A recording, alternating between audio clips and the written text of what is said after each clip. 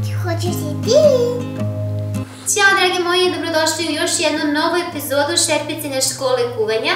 U ovoj epizodi pripremamo svima omiljeni slatki dezert, a to su palačinke. Za palačinke je prvo potrebno da pripremite jedan jako dobar tiganj, jer od tiganja zavisi da li će one da vam se lepe ili ne. Mnogi misle da je do recepta kako ih smućkamo, ali mislim da uopšte nije toliko, ima malo i do recepta. Ako baš dodate puno šećera, one će možda da vam se lepe, ali verujte mi, ja sam već dosta tiganja isprobala i shvatila sam da su najbolji oni stari tiganji koji su dosta prošli na ringli, dosta stvari smo ispekli u njima, da su oni zaista fantastični. I naravno, ovi tiganji koji su baš specijalni za palačinke, oni su vam sigurno dobri i isprobani i to ne mora da bude neki skupi keramički tiganj, sasvim običan, od 500, 600 do 700 dinara košta i mogu se nabaviti vrlo lako u raznim bilo kojim prodavnicama. Znači, najjeftiniji tiganj za palačinke će da vam bude dobar. Naprimjer, ja imam ove tiganje, oni su zaista bili jeftini, oko 650 dinara čini mi se da sam platila po komadu.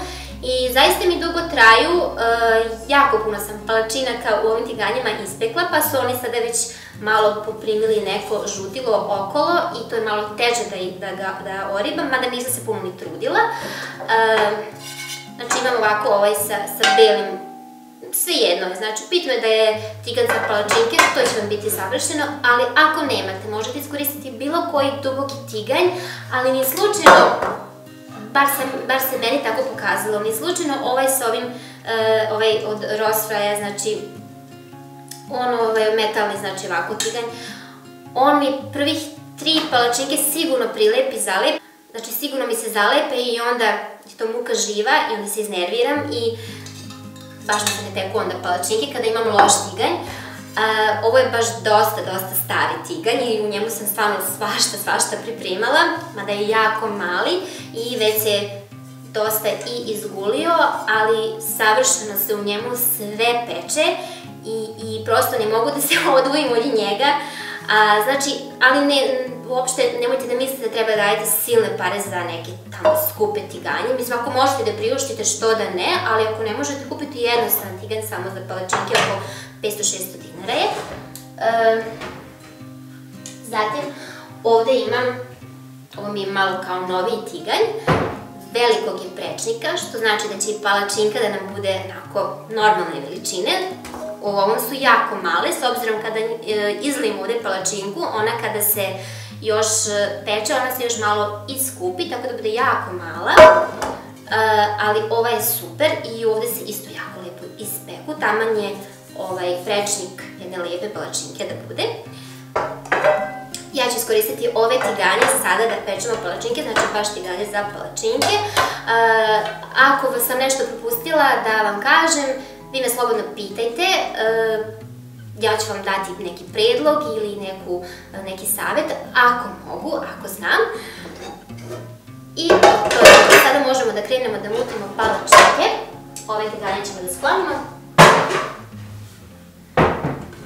Ovako, ove ćemo odmah da stavimo na najveće ringle koje imamo na našem šporetu.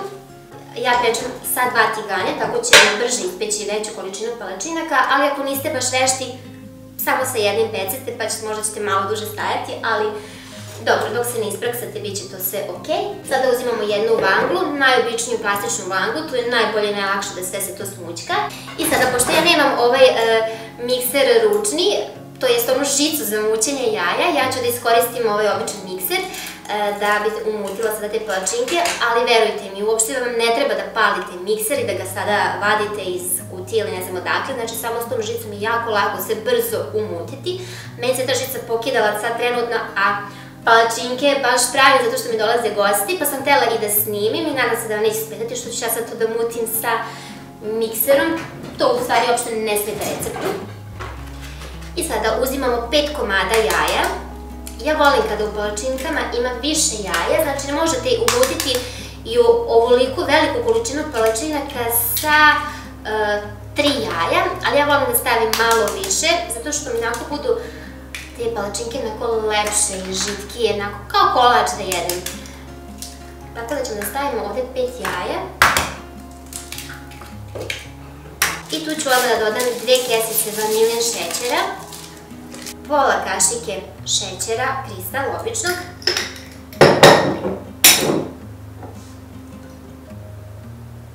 vrlo malo ulja, otprilike je to 1 kašika ulja.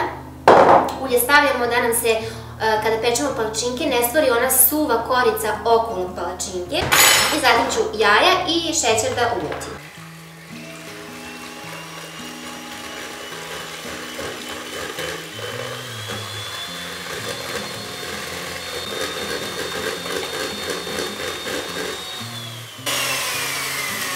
Jaja i šećer mutimo svega par sekundi, znači nema potrebe da mutite da se sada tu nešto puno zapeni. Bitno je samo da se to umuti, da se šećer malo rastopi i jaje da se razbije. Dodat ćemo sada ovde 2 decilitra mleka. Ne treba više dodavati mleka jer ako stavljate puno mleka, palačinke dok pečete onako će biti jako debele. Takav neki, znači nećete uspeti da ih izvučete onako tanko. Znači 2 decilitra mleka i sada ću ovdje da dodam i brašno, ali ću prvo dodati pola količine brašna. Ukupno bi trebalo 400 grama brašna da ide, znači 400 grama brašna. Tip 400 meko, može bilo koje brašno, mislim da uopšte nema potrebe da razmišljate koje brašno treba da stavite, znači može i tip 500. Sada umutimo ta jaja, brašno i mleko zajedno da se lepo napravi neka gusta masa, pa ćemo polako da razređujemo sa 2 decilitra vode.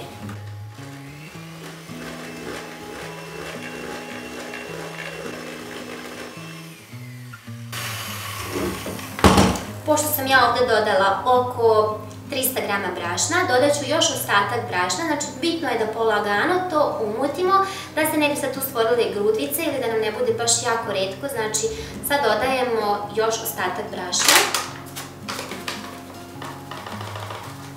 To je to, umutimo ponovo i usput ćemo dodati i vodu.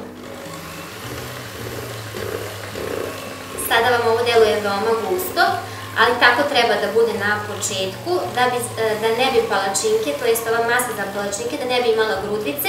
Potrebno je znači da ovako prvo na gusto umutimo, pa ćemo posle lako da razredimo. I jedan trik, u stvari nije trik, nego jedan savet koji mi je dala pre jedno 10-ak godina žena koja je bila šef kuhinju koje sam ja radila ili bila na praksi.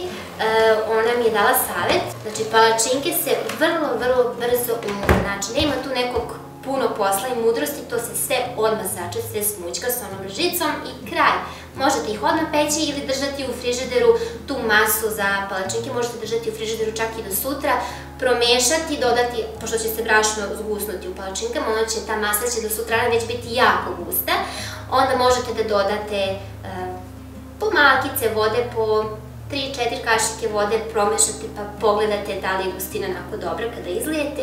Ako nije dobra, još dodate malo vode, znači, a to je sasvim po malkice. Ne smete puno dodati vode jer će da se napravi jako retko testo, pa onda će biti, dok pečete palačinke, onako rupice će se stvarati po palačinkama. I sada možete dodati običnu vodu, možete dodati i neku mineralnu kiselu vodu, što je sve jedno, ali ako imate mineralnu u kući, što da ne. Ja ću da izmerim ovdje, već gde je bilo mlijeko.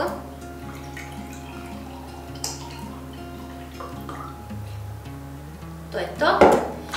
Ali ćemo i tu vodu dodavati sada veoma polako.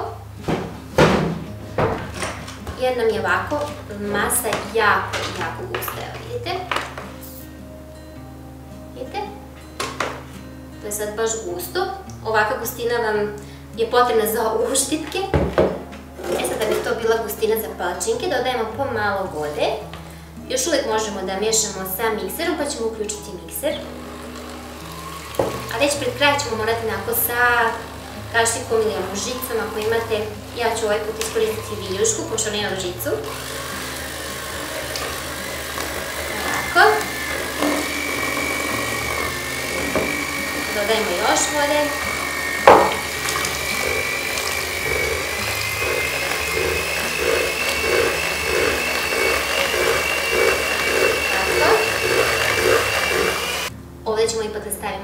vode jer 2 decilitra nije dosta. Ja sam to onako otprilike, jer uglavnom palačinke pravim otprilike, ali ovo je moj recept i zaista je fenomenalan, svima se dopao. Pa ćemo da vidimo koliko ćemo još da dodamo. Dobro, evo u čaši imamo još 2 decilitra pa ćemo da vidimo koliko je to vode. I usput ćemo dodati i malo soli. To je ovako, sad ćemo da pogledamo. Pola kašičice je dosta. Znači malo soli. Ovo je dosta. Sad to još umutimo i postupno dodajemo vodu.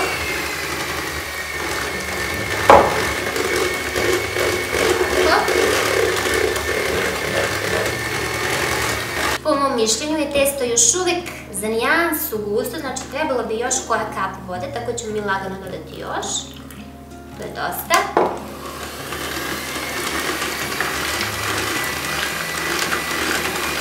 Mutim na ovoj najmanjoj brzini da sad ne bi cijelu kuhinju isprskala.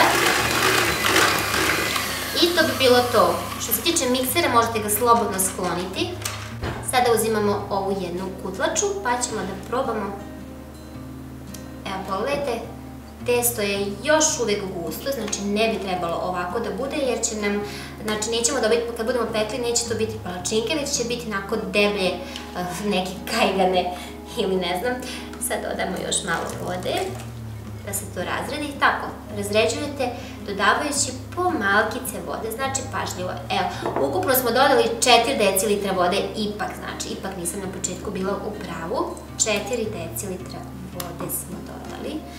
Pola kilograma brašna, ide 4 decilitra vode, 2 decilitra mlijeka. Plus, ako ostavite testo da odstoji, potrebno je još oko, sigurno sam, pola decilitra vode. Kod palačinaka je bitno da imate jako dobar tiganj, da umutite ovo testo pravilno, znači da ne bude grudvica u ovom testu i da najbitnije je isto gustina koju potrefite, jer ako uradite da je testo jako retko, imat ćete veoma veliki problem, palačinka će se lepiti za tiganj i imat ćete onako rupičice po palačinki, a ako uradite jako gusto testo, onda će te palačinke da budu onako, neće biti onako vazdušnaste i mekane i neće biti tanke, nećete uspjeti da napravite baš tanke palačinke. I to bi bilo to ovako, otprilike ova gustina. Ne znam koliko vi to možete baš da vidite, ali ipak malo prakse kada napravite prvu, drugu masu za palačinke, već će vam biti mnogo jasnije. To je to. Uključimo sada ringle da se greju, to jest tiganje da se greju. Ringle sam uključila na najjače, za to vrijeme dok se one greju pripremit ćemo ulje. Ja volim uvijek da držim ulje u jednoj čašici, palačinke uvijek pečem sa tek malo ulja, a sad ako imate neki baš dobar keramički tiganj i koji može da podnese da ne podmazujete, mada i ovi tiganji ne moraju da se podmazuju svaki put, ali možda je bitno na početku prve 2 palačinke da podmažete svaki put, kasnije ni ne mora, pošto u palačinkama već ima ulje, ali i ja volim da namažem svaki put po malkice i koristim ovu četkicu, tako mi je mnogo lakše, to je silikonska, ne bojte se, neće se stopiti. Ako je i nemate, možete da umočite salvetu u ulje i da s time svaki put premazujete, to je isto zaista praktično i vrlo lako za kada radite palačinke. Tiganje se još nisu zagrejali, ali slobodno možete da premažete s malo ulja, tako ćete čak i vidjeti ulje kako se pomera. Ako vidite da se ulje onako pomera po tiganju, to znači da se dobro zagrejalo.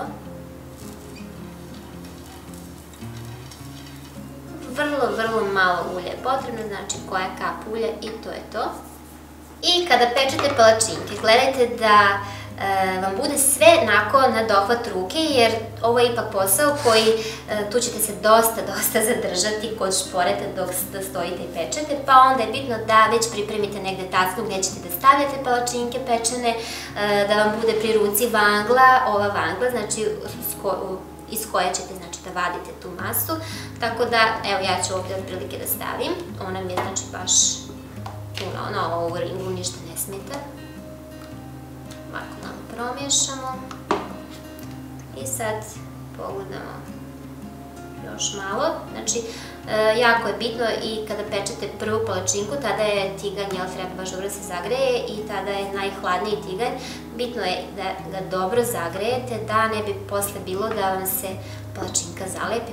Pošto mi je ova ringla veća, ovde se baš već zagrejao tiganj. Svaki put ovako promešajte jer brašno padne na dno posude. Uzimate ovako ne punu, ako imate ovakav prečnik, ne punu, znači ovu kutlaču, na sredinu i vrtite ovako u krug da se ta masa, slobodno možete i ovako malo da podelite, znači sa ovim donjom stranom kutlače da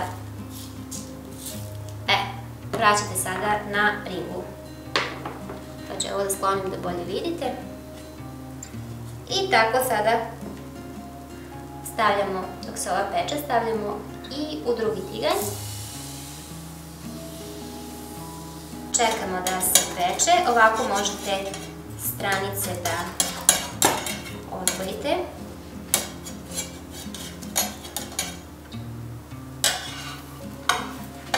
Odvučete i evo je.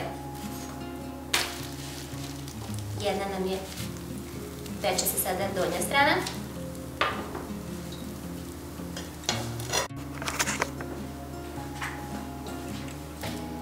I evo je. I ja volim kada ih ispečem onako malo jače, ne volim kada su mi onako gnjeckave. I sada ih samo izvadimo, možete, znači ja, pošto su moje ruke već navikle na dosta vruće, stavljamo ih sada na jednu tacnu.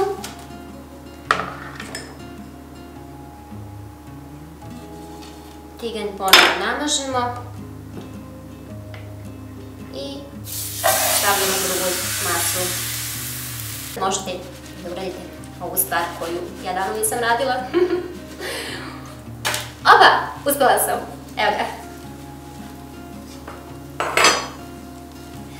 Imajte strpljenja, bitno je da se ovako lepo palačinke ispeku. Tada su najlepše i kada ih namažete izgledat će, u stvari imat će ukus kao kolač. Nemojte da budete baš brzi i da nemate vremena kada pečete palačinke, jer onako testo kada je bledunjavo i živo, bukvalno, to meni se bar ne sviđa, ja sad bi vas da nateram da ne pravite tako. Opa, ode. I evo je, to je to.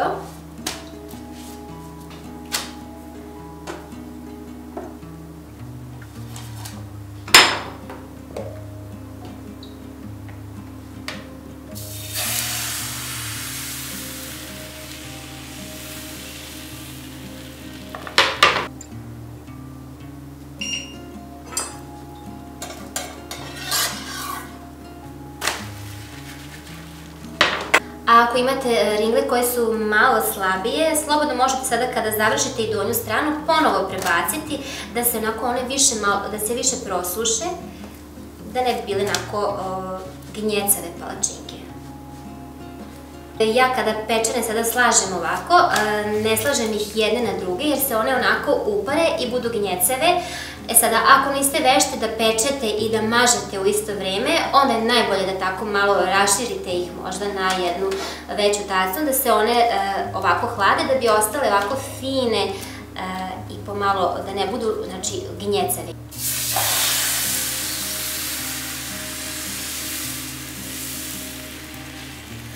Sad ove rupice koje ostanu, to uvek ostane malo ovde još unutra u kutlači, pa slobodno popunite ovako malo rupice i slobodno, znači, sa ovom stranom kutlače pomerite ovo koje testo, vidite da je još može da se pomeri. A jednu stvar koju ja volim da dodam, ali ovaj put nisam, pošto imam goste pa ne znam kako će se njima dopasti, ali ja obožavam da dodam u testo limunovu narendanu koricu, tako da ako niste, isprobajte.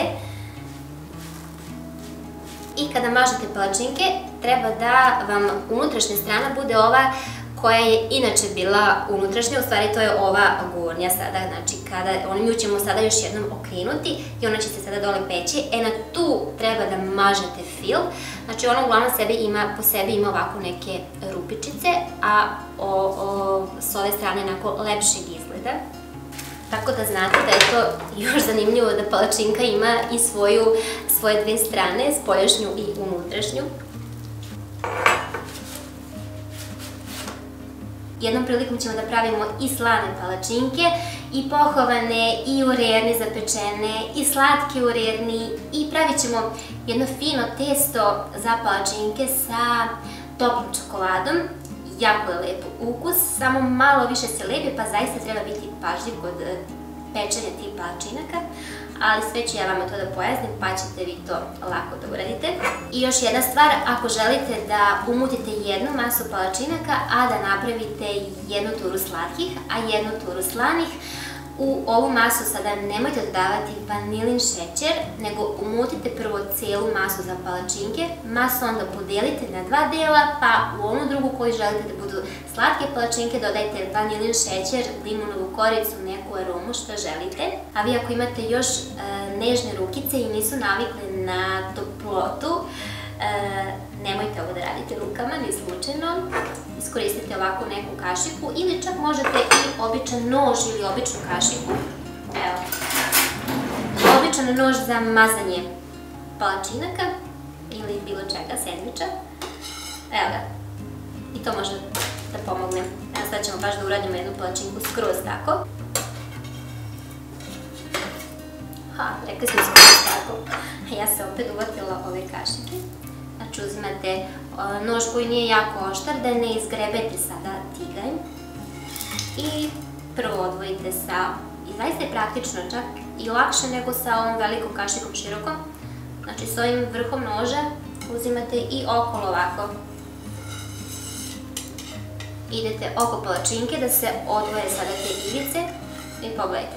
Uzeli smo palačinku, preokrenuli je sa običnim nožem.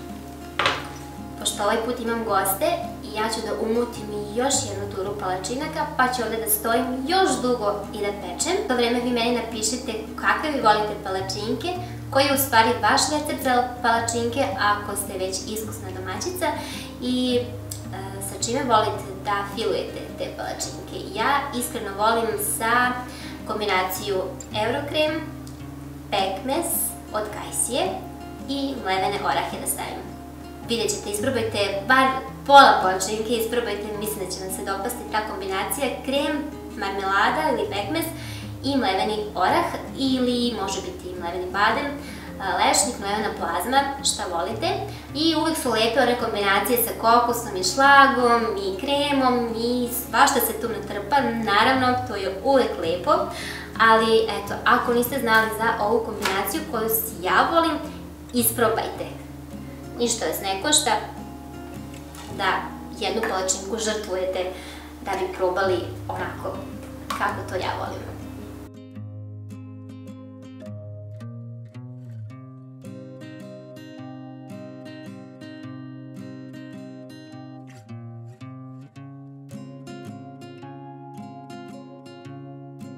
Ovo su ugotove makane.